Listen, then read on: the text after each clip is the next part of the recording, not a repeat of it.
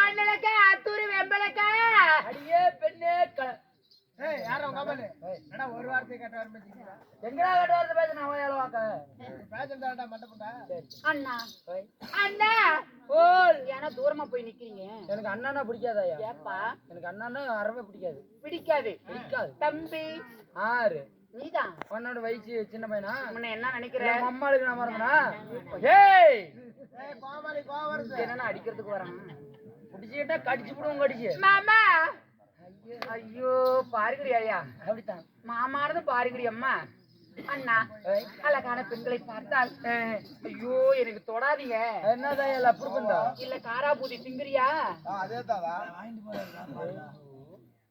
அண்ணா அழகான பெண்களை பார்த்தால் செத்த நேரம் உங்களுக்கு எடுத்து விடுங்கண்ணா பாட்டுறாடே மண்டபண்டா அதே எங்கடா கல்றா எனக்கு அதெல்லாம் வேண்டாம் நீங்க பாட்டில் விடுவீங்களா இல்லையா விட்டா போத மாட்டேங்குது ஏன் பீர் பாட்டில கூட விட்டு பார்த்துட்டு போத மாட்டேங்குது எனக்கு அதெல்லாம் வேண்டாம் இந்த இளையராஜா குரல்ல ஒரு இனிமையான பாடல் செந்தமிழ் தேன் மொழியாய் நிலாவென சிரிக்கும் மலர் கொடியாய் நிலாவென சிரிக்கும் மலர் கொடியாய் பைங்கனி இதழில் பல ரசம் தருவேன் தருகிடு தலை குனிவாள் செந்தமிழ் தேன் மொழியாய் நிலாவென சிரிக்கும் மலர் கொடியாய் நிலாவென சிரிக்கும் மலர் கொடியாய் பைங்கனி இதழில் பல ரசம் தருவேன் தருகிடு தலை குனிவாள் இப்பெல்லாம் பாட்டு வந்துச்சாயா அப்படியே காதி போயா பூதியில பிறந்தவளோ ஆறாத அப்பப்ப அது நோவாயா சரி இப்படியெல்லாம் காதுக்கு இனிமையா பாட்டு வந்துச்சு இப்ப பாட்டு வந்துக்குதே ரஞ்சிதமே ரஞ்சிதமே குஞ்ச புடிச்சு கொஞ்சமே அதையும் கொஞ்சணும் கொஞ்சலாமா தம்பி செட்டல ரொம்ப மோசமான பொம்பளை தேவடியா கூதி நாயை கூட மோசம்பா ஆமா வப்பு வப்புன்னு கடிச்சு போடுவோம் எனக்கு அதெல்லாம் வேண்டாம் ஒரு நல்ல பாட்டா மக்களுக்கு கவர்ச்சி ஆகிற மாதிரி ஒரு பாட்டு பாடு அப்படியான கேட்ட ஆமா அதான் கேட்ட ஆமாண்ணா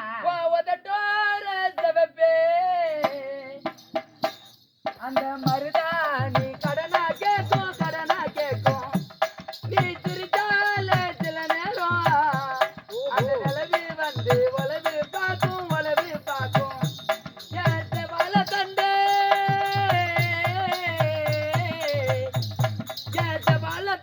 திருகாட்டு வண்டே நினைச்சு பாட்டு இறங்கி வா அதை கேட்டு அம்மாயா கொஞ்சம் பிடிச்சி எழுப்பு ஐயோ இது ஊரா ஊச்ச கடை கேப்பாரு ஆளே இல்லையா அவருப்பா நீ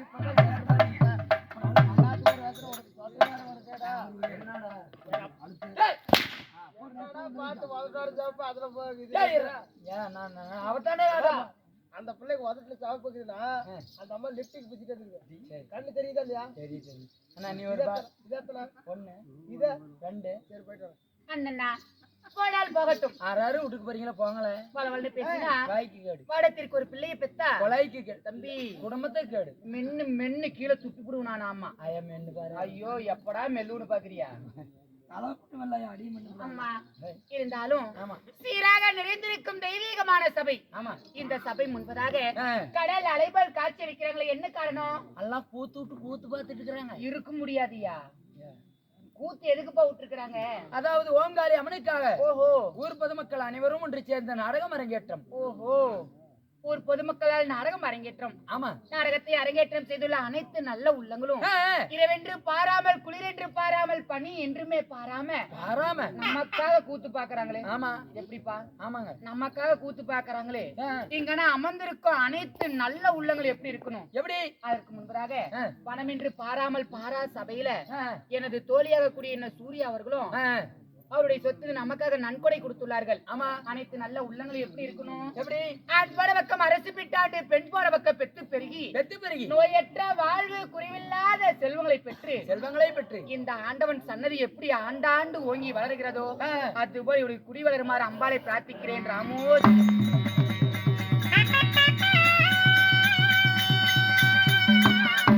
இருந்தாலும் இந்நாடகத்தில் நான் யாரு? யாரு? என்னுடைய பெயர் என்ன? உன் பேர் என்ன? என்னால என்னென்ன நடக்க போகுது? என்னன்னா நடக்கும்? கண்ணம்மா ஏய்,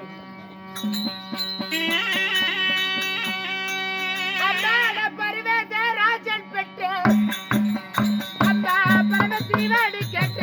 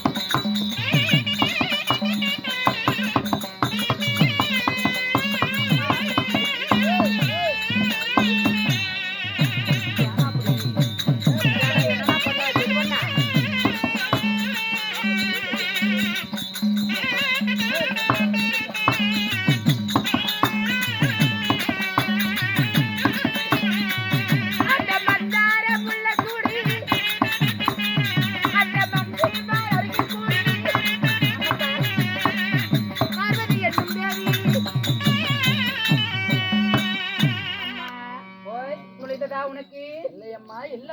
ஏப்பா எனக்கு இந்த காது சீக்காது, இந்த காது கேட்காதுமா. ரெண்டு காது அவுட்டு. ஆமா, பரவாயில்ல, மூக்கல தான் கேக்குறத. முகல எப்படி கேட்க முடியும்? தேவடியா முண்டை கலத முண்டை. இதுக்கும் வாட்டர் இருக்குது. ஆமா, இதுக்கும் வாட்டர் இருக்குதுல, கேட்காது.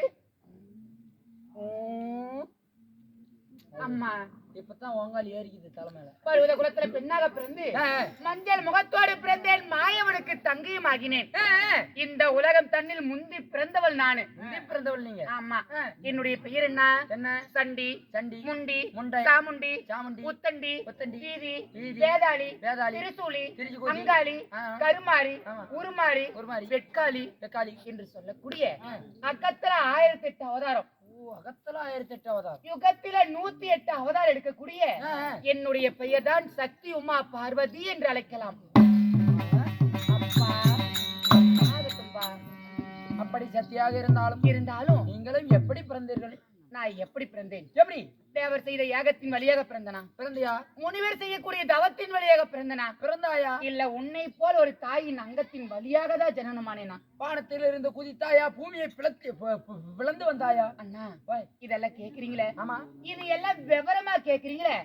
இந்த பாலா போன வயிற்றுக்கு, ஆமா, இந்த பாலா போன வயிற்றுக்கு என்னன்னா சாப்பிடுறீங்க? நான் பூரி செட்டு. ஐயோ பாரதி உடக்கா நாட்டமே. என்ன கேட்ட? பூரி செட்டு. அம்மா அது என்னமோ லாத்தி பாட்டை கடிச்சிட்டு இழுத்தாலும் வர மாட்டேங்குதாயா? அம்மா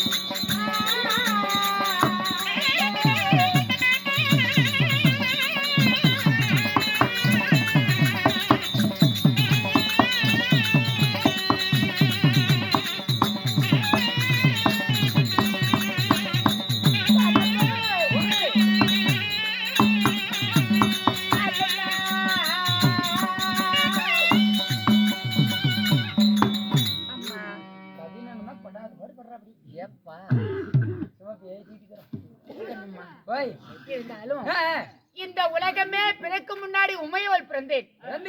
இந்த பூமி பிறக்கும் முன்னாடி நான் எப்படி பிறந்தேன்? எப்படி?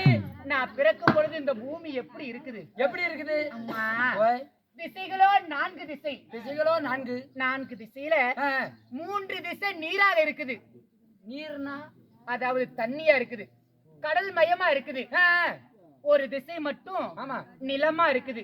நிலமா இருக்குது. இந்த நிலத்துல யானை முதல் எறும்பு கடை 84 லட்சம் ஜீவ பேதங்களையும், அதாவது நடப்பனை பரப்பனை செடி கொடி புழு பூச்சி மனிதன் என்று சொல்லக்கூடிய ஜீவ பேதங்களை நம்ம படைக்கணும், உருவாக்கணும் அப்படின்னு சொல்லி உலகத்துல முதலாக பிறந்தவர் ஆதி மகாமுனிவர். அதனாலதான் திருவள்ளுவர் அன்றே எழுதி வச்சிருக்கிறாரு, அகர முகர எழுத்தெல்லாம் ஆதி பகவான் முதற்றே உலகு. இந்த உலகத்துல முதலா பிறந்தவர் ஆதி மகாமுனிவர். அப்படி ஆதி மகாமுனிவர் வந்து கண்ணம்மா 2,80,000 ஆண்டு காலம் தவ இருக்கிறாரு. 2,80,000 ஆண்டு. ஆமா. ஒரு மனித ஒரு நாள் குளிக்கலாம் மேனி எப்படி தெரியுது?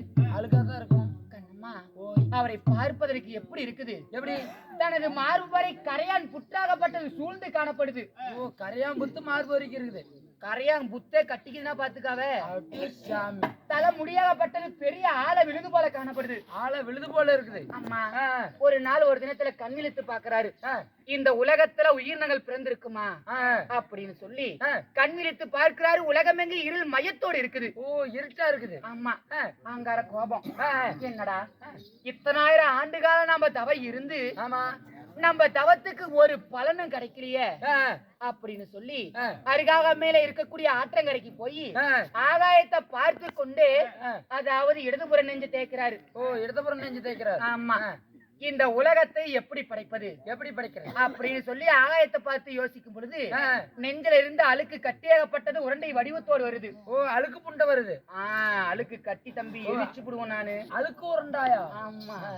அப்படி அழுக்கு கட்டியாகப்பட்டது வருது. அப்ப அவர் என்ன செய்யறாரு? பார்க்கிறாரு ஆதி பகவான். ஆமா. ஓம் என்று சத்தத்தை சொல்லி உற்பனை செய்யறாரு. அந்த ஓம் என்று சத்தத்தின் வழியாக இந்த அழுக்கு கட்டியை தூக்கி வீசுறாரு நடுக்கடல்ல. அப்ப என்ன நடக்குது? என்ன? அகங்கார கோபம், மஞ்சள் முகம், நெற்றியில கண்ணோடு, கையில திரிசூலத்தோடு பெண்ணாக நான் பிறந்தேன். அப்படி பிறந்து நான் பிறந்த வரலாறு எனக்கு தெரியணுமே. ஆமா. நான் எதற்காக பிறந்தேன்? நான் பிறந்த உடனே எல்லாம் இருள்மயமா இருக்குது. ஆமா. நான் பிறக்க காரணம் என்னவா இருக்கும் அப்படின்னு சொல்லி 4 திசை போறேன். 4 திசையும் போறீங்க. எங்க போனாலும் நான் பிறந்த நடுக்கடலுக்கே வரனேன். என்னடா எங்க சென்றாலும் நான் பிறந்த இடத்துக்கே வரனே. என்ன படைத்தவங்க யாரா இருக்கும் அப்படின்னு சொல்லி நான் யோசிக்கும் பொழுது தூரத்துல இருந்து ஒரே ஒரு குரல் கேக்குது. ஒரே ஒரு குரல். எப்படி? கண்ணே மகளே கோபத்தை பொறுத்துக்கா அப்படின்னு தூரத்துல இருந்து ஒரே ஒரு குரல் மட்டும் கேக்குது. சரி அம்மா. குரலை கேட்ட உடனே நான் அருகாமையில் போக போக என் கோபமாகப்பட்டது தணிந்து கொண்டே போகுது. நான் பிறக்கும்போது எப்படி பிறக்கிறேன்? எப்படி? அக்னி சோலையமா நெருப்பாட்டம் பிறக்கிறேன். நெருப்பாட்டம் பிறக்கிறேன். ஆங்கார கோபத்தோடு பிறக்கிறேன். கோபத்தோடு பிறக்கிறேன். நான் அருகாமையில் போக போக என் கோபம் குறையுது. அம்மா உன் கோபத்தை பொறுத்துக்கா. இந்த ஆதி மகாமுனிவர் தான் உன்னை படைத்தேன். இந்த ஆதி மகாமுனிவர் அருளால் நீ பிறந்திருக்கிற. அதனால உனக்கு ஆதி பராசக்தி என்ற பெயர் வைக்கிறேன். ஆதி பராசக்தி. ஆமா. அப்படின்னு எனக்கு முதல் பெயர் வைக்கிறாரு. ஆதி பராசக்தி என்ற பெயரை வைத்து அகார முகார ஓம்கார, அகார முகார ஓம்கார இந்த 3 மந்திர குழுவை கொடுக்கிறாரு. எதற்கு? இந்த பூமியில இத்தனாயிரம் ஆண்டுகளை நான் தவ இருந்து என் தவத்துக்கு எந்த ஒரு பலனும் கிடைக்கல. அதனால இந்த 3 மந்திர குழுவை வைத்து நீ உலகத்தை படைத்துக் கொள் அப்படின்னு சொல்லிட்டு ஆதி மகாமுனிவர் மாயமாக மறைந்து விட்டாரு. மாயமாகி விட்டார். அம்மா நான் பிறக்கும் பொழுது சாதாரணமா பிறந்தனா? சாதாரணமா பிறந்தியா? நான் பார்த்தா 3ஓட பிறக்கிறோமே. என்னதாயா? 3 கண்ணோட பிறக்கிறோம். 3 கண்ணு. ஆமா. என் நெற்றி கண்ணை திறந்தா அது அக்னியாக நெருப்பாகப்பட்டது ஏற்படும். உடனே என்ன செய்யறேன்? என்ன செய்றீங்க? என் நெற்றி கண்ணை திறந்து ஒரு யாக வேள்வி உண்டு செய்யறேன். யாகம் செய்றீங்க. அந்த யாகத்தின் வழியாக அகார மந்திரத்தை உச்சரிக்கிறேன். அகார மந்திரத்தை. அப்ப என்ன நடக்குது? என்ன? அம்மா அம்மா என்ற ஒரு பாலகம் பிறக்கிறான். அம்மா அம்மா என்று ஒரு பாலகன் வருகிறார். என்னடா வம்பா இருக்குது? தந்தையார் வார்த்தை கேட்ட அகார மந்திரத்தை உச்சரித்தனே. அம்மா என்ற பாலகம் பிறக்கிறானே. நாளைக்கு பூலோக மக்கள் பிறந்தா உலகத்துக்கு தாயாகக்கூடிய ஆதிபராசக்தி பார்வதியே ஒரு ஆடவன் துணை இல்லாத ஒரு குழந்தை பெற்றெடுத்தாலே அப்படின்னு கலியுகம் சும்மா விடுமா? இந்த குழந்தை வைத்து நம்ம உலகத்தை படைக்க முடியுமா? இது எதற்காவது ஒரு பலன் உண்டா? இல்லைங்க அப்படின்னு சொல்லி அந்த குழந்தைய நெற்றிக்கண்ணை திறந்து அந்த பாலகனை எரித்தேன். எரிச்சிங்க. அம்மா. இரண்டாவதாக முகார மந்திரத்தை உச்சரித்தேன். அப்ப யாரு பிறக்கிறாங்க? யாரு? அடியே கண்ணே அடியே கண்ணேன்னு ஒரு ஆடவன் பிறக்கிறானே. அடியே கண்ணே என்று வருகிறார். ஏண்டா முதல்ல பிறந்தா ஒரு குழந்தை பிறந்துச்சு. என்னை அம்மானு மரியாதையா கூப்பிட்டுச்சு. இப்ப பிறக்கும் பொழுதே ஒரு ஆடவன் பிறக்கிறானே. பிறக்கும் பொழுதே என்னை அடியேன்னு கூப்பிடுறானே. எவ்வளவு ஆங்காரம் இருக்கும். நாளைக்கு இந்த உலகத்தை படைப்பதற்கு எனக்கு துணையா இருப்பானா? இருப்பானா? என்ன செய்தேன்? என் நெற்றிக்கண்ணை திறந்த அந்த ஆடவனை எரித்தேன். அவனையும் எரிச்சிங்க. என்ன இருப்பது? ஒரே ஒண்ணு. என்னது? முகார ஓம்கார மந்திரம். ஓம்காரமா? அம்மா. ஓம்கார மந்திரத்தை உச்சரித்தேன். அப்ப யார் பிறக்கிறாங்க? யாரு? கண்ணே தங்காவ கோபத்தை பொறுத்துக்கா. ஓ கண்ணே தங்கா உன் கோபத்தை பொறுத்துக்கா அப்படின்னு சொல்லி 2011 வருடமா அதாவது அரச இலையில ஆல இலையில அண்ணன் ஆதாரம் இல்லாத ஒரு குழந்தை பிறக்குது. அண்ணன் ஆகாரம் இல்லாத ஒரு குழந்தை பிறக்குது. ஆமா, நீல நிறத்தோடு. ஒரு மனிதன் ஒரு நாள் தண்ணி குடிக்கலன்னா, ஆமா, ஒரு நாள் தண்ணி குடிக்கலாம் எப்படி இருக்குது? சரியான தாவமா இருக்கும். ஒரு 3 நாள் குடிக்கலாம் செத்தே போயிருவாங்க. 2011 வருஷமா அண்ணன் ஆதாரமே இல்லாத சோறு தண்ணியே இல்லாத வாழ்ந்தாருன்னா எப்படி வாழ்ந்திருப்பாரு? எப்படி வாழ்ந்திருப்பாரு? தனது கட்டவரல வாயில சப்பிக்கொண்டே பிறக்கிறாரு. சப்பிக்கிட்டே பிறக்கிறாரு. ஆமா, நீ கட்டவரல எப்படி சப்பிட்டு தான் கட்டவரலுப்பா. சரி சரி. இந்த கட்டவரல நீயே சப்பிட்டு இருந்தா எச்சு உமிழாகப்பட்டது உன் நாக்குக்குள்ள ஊறும். அந்த எச்சு உமிழ முழுங்கி இத்தனாயிரம் ஆண்டு காலம் உயிரோட இருந்தவர். 2011 வருஷமா? ஆமா. இதுக்கு மேல நாங்களே யாரும் வேலைக்கு போகலையா? ஏப்பா, நாங்க இதுக்கு மேல வவுத்து பயிற்சி எடுத்தா வேலை வச்சுட்டு நாங்களே படுத்துவீங்க. அப்படியே பண்ணிக்காங்க. பார்த்தா சிறப்பு இனிமேல். இருந்தாலும் அப்படி யாரு பிறக்கிறாங்க? யாரு? ஆலை இளைமேல் பிறந்தவர் தான் ஹரிராம கண்ணன். ஹரிராம கண்ணன். தங்கா என்று அழைத்ததுனால நான் அண்ணா என்று ஏற்றுக்கொண்டேன். அம்மா, அண்ணா முதலாக பிறந்ததே இந்த பிள்ளை யாரு அப்படின்னு கேட்டேன். அதனாலதான் அந்த குழந்தைக்கு முதல் பிள்ளையார் என்று பெயர் வந்தது. பிள்ளையார் என்று பெயர் வருது. ஆமா. இரண்டாவதாக ஒரு ஆடவன் பிறந்தானே, இந்த ஆடவனை வைத்து நான் என்ன செய்வது? அம்மா, உனக்கு அண்ணனுக்கு ஹரிராம கண்ணன் நான் இருக்கிறேன், உனக்கு மகனுக்கு கணேசமூர்த்தி பிள்ளையார் இருக்கிறாரு, உனக்கு திருமணம் ஆடவன் ஒண்ணு வேணும் அல்லவா அப்படின்னு சொல்லி என்ன திருமணம் செய்வதாக அண்ணன் சொல்றாரு. எனக்கு தேவை உலகத்தை படைக்கணும். ஆமா, என்ன செய்தேன்? நானும் திருமணம் செய்ய நானும் சம்மதம் தெரிவித்தேன். சம்மதத்தை தெரிவிக்கிறீங்க? அப்பதான் அந்த ஆடவன் நினைக்கிறான், உலகத்துல முதலா பொம்பளை நீ பிறந்த. ஆமா, பிறந்த உடனே நெற்றி கண்ணோட பிறந்த. கண்ணு இருக்கறனால தானே உனக்கு ஆணுவோம், நீ பெண்ணா இருக்கறனாலதான் ஆணுவோம். அதனால உன் நெற்றி கண்ணை எனக்கு கொடுத்தால் மட்டுமே திருமணம் செய்துக்கிறேன் அப்படின்னு அந்த ஆடவன் கேட்கிறாரு.